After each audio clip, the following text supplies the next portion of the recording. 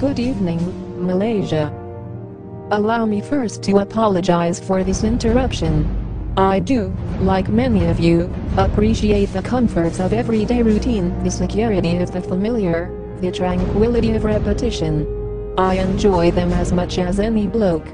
But in the spirit of commemoration, whereby those important events of the past usually associated with someone's death or the end of some awful bloody struggle are celebrated with a nice holiday, I thought we could mark this day 16th of June, a day that is sadly no longer remembered, by taking some time out of our daily lives to sit down and have a little chat. There are of course those who do not want us to speak. I suspect even now, orders are being shouted into telephones, and men with guns will soon be on their way. Why? Because while the truncheon may be used in lieu of conversation, words will always retain their power. Words offer the means to meaning, and for those who will listen, the enunciation of truth.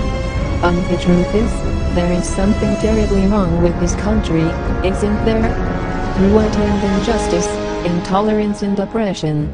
And where once you had the freedom to object, think, and speak as you saw fit, you now have censors and systems of surveillance coercing your conformity and soliciting your submission. How did this happen? Who's to blame?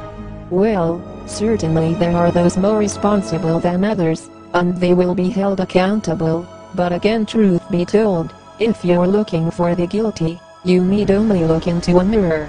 I know why you did it. I know you were afraid. Who wouldn't be?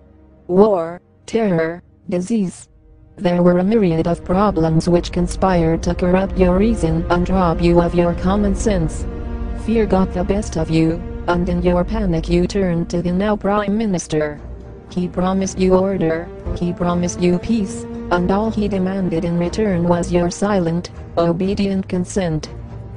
We have seen the censorship taken by the Malaysian government, blocking sites like the Pirate Bay and WikiLeaks. Malaysia is one of the world's strictest governments, even blocking out movies and television shows.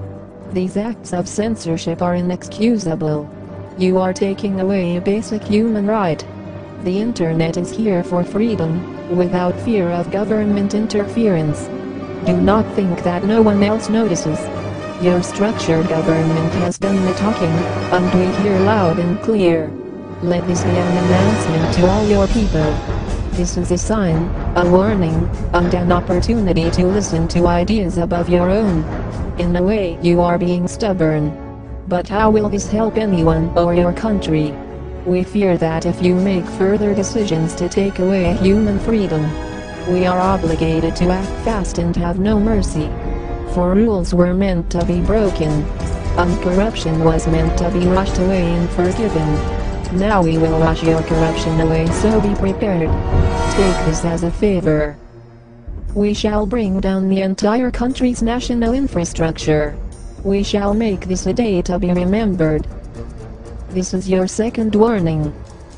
We are anonymous. We are legion. We do not forgive. We do not forget. Expect us.